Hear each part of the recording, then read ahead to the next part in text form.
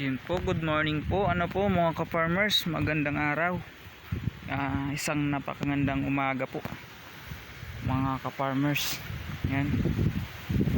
Pasensya na po Pasensya na po kasi ngayon lang po tayo nakapag-upload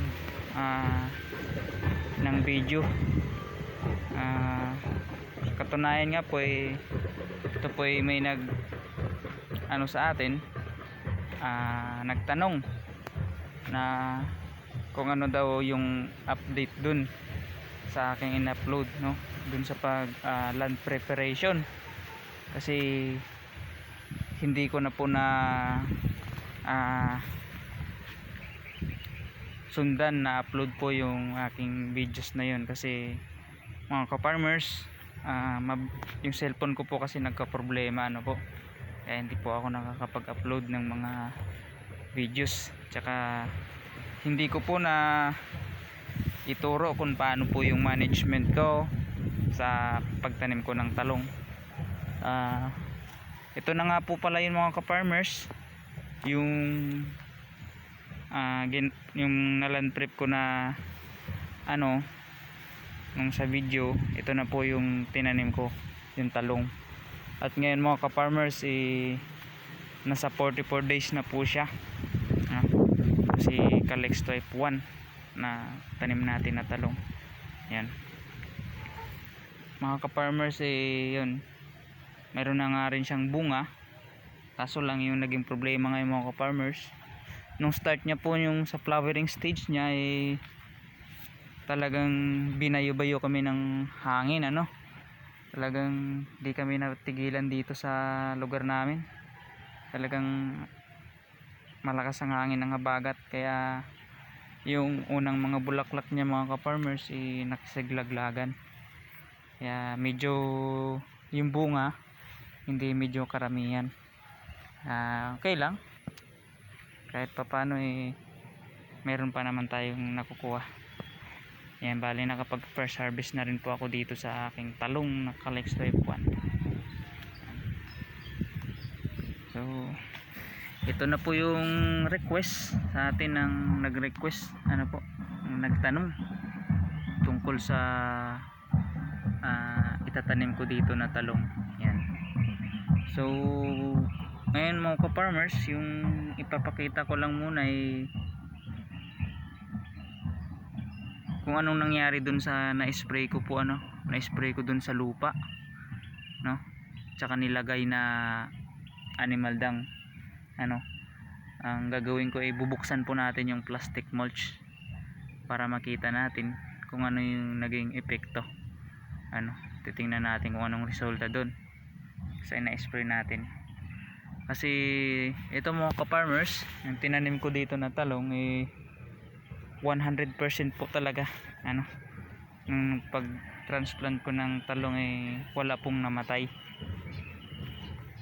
Talagang maganda lahat ng tubo. Yan. Ito mga farmers, bubuksan po natin ang ating yan. Mga ka-farmers, mapapansin nyo po yung lupa na tinabunan ko ng plastic mulch. Yan, nagi-green po yung lupa. Ito na po yung epekto nun na nilagay natin na animal dung, chicken dung. Yun yung epekto, at nagpaganda po sa talong natin. At siyempre na-sprayan po natin sila ng na-spray natin sila ng yung microbial na MI, inoculant. Yun yung isa sa nagpaganda sa talong natin. Ayan, papansin po natin, meron na tayong mahani na sunod. Yan. So sa next video ko mga ka-farmers, siguro yung may tuturo at may isi-share ko based po sa mga nag-experience ko dito yung management ko naman po ngayon, kung ano yung ginawa ko yung nakaraan,